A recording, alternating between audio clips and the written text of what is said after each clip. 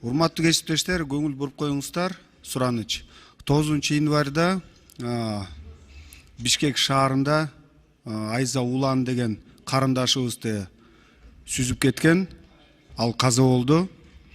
Анан азыркы учурда тиги сүзүп кеткен адам, жигит качып кетип, жашынып, аны кармап, анан Свердлов районунун соту үй камакка бошотуп коюшуптур.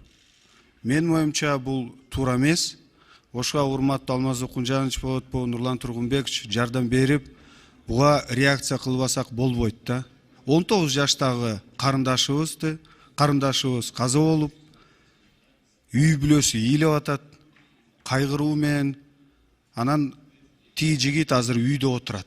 Эчтекени сезген жок. 19 жаштагы карындашыбыз Академия МВД окуп жүрүптүр. Ошого реакция кылып туруп, Свердлов районунун соту Исаева деген чолпон ошундай үй камакка чыгарып коюптур. Менин оюмча бул туп туура эмес.